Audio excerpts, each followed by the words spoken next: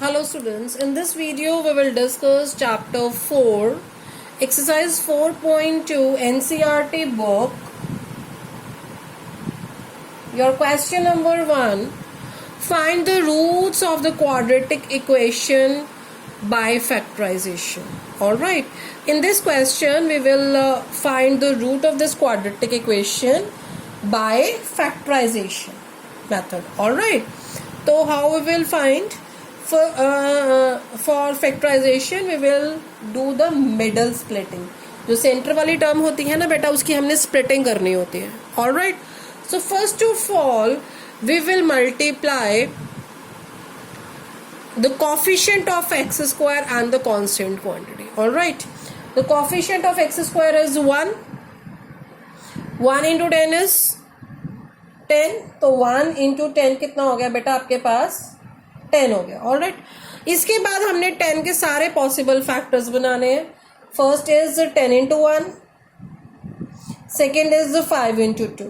All right, तो आपने 10 into 1 10 बना दिया और 5 into 2 भी 10 होता है. अब इन दो फैक्टर्स की हेल्प से हमने इनमें से एक फैक्टर को यूज करना है सो दैट कि यहाँ पे आपका मिडिल स्प्लिट होकर कितना हो जाए? -3 हो जाए. ऑल राइट, तो कैसे करेंगे हम लोग? 10 plus 1 is 10 plus 1 is 9. Sorry, 10 plus 1 is 11 and 10 minus 1 is 9. Alright, 5 minus 2 is 3.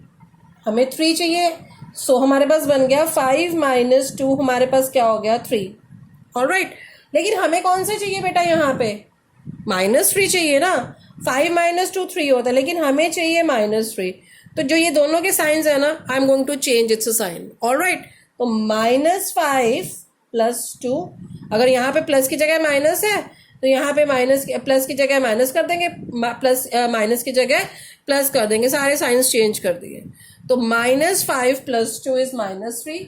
So I am going to write x square -5x plus 2x minus 10 is equal to 0. In the next step we will apply the bracket. All right, so x square minus 5x plus 2x minus 10 is equal to 0.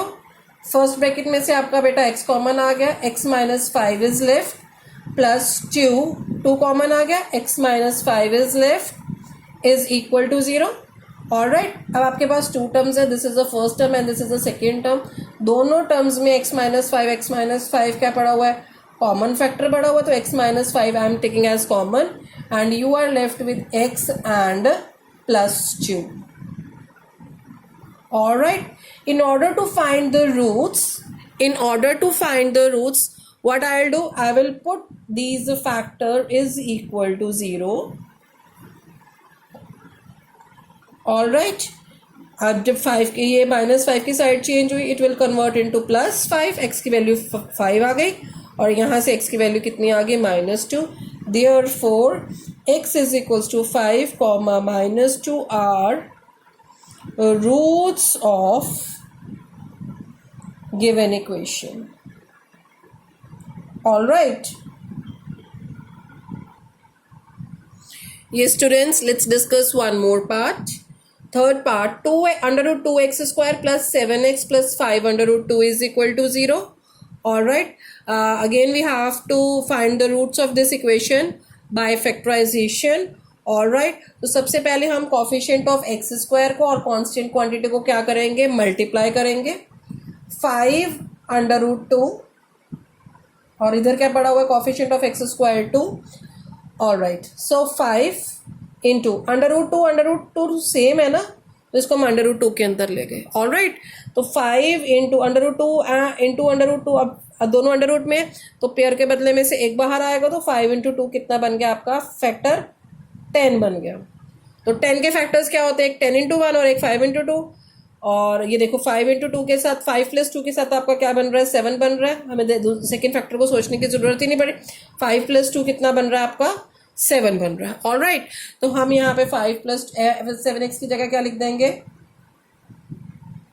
5x plus 2x plus 5 under root 2 is equal to 0. All right, next step में हम क्या करेंगे? We will apply the brackets.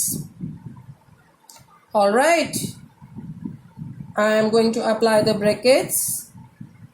From the first bracket only x is common, taking x common, and you are left with under root 2x plus 5. All right, अब second bracket में अगर आप ध्यान से देखेंगे तो यहाँ 2 पड़ा है और यहाँ पे अंडर रूट 2 पड़ा है, तो जो 2 की वैल्यू होती है वो क्या होती है, अगर मैं उसको स्क्वायर रूट पे लिखूंगी 2 इंटू 2, और I can say that square root 2 into square root 2, तो 2 की वैल्यू होती है square root 2 into 2.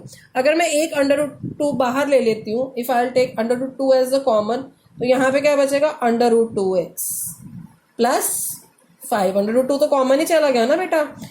All right, so in the next step under root 2x plus 5 common factor, and you are left with x plus under root 2 is equal to 0. तो under root 2x plus 5 is equal to 0. First factor, I am going to equating the first factor is equal to 0 as well as the second factor is equal to 0. Under root 2x is equals to कितना आ जाएगा -5, और x की value कितनी आ जाएगी -5 upon under root 2. Under root 2 को कभी भी डिनोमिनेटर में बेटा नहीं होता, so I am going to rationalize it. All right, so it will become -5 under root 2 upon 2, और यहाँ से x की वैल्यू कितनी आ जाएगी minus under root 2. thus roots of given equation are -5 under root 2 upon 2 minus under root 2.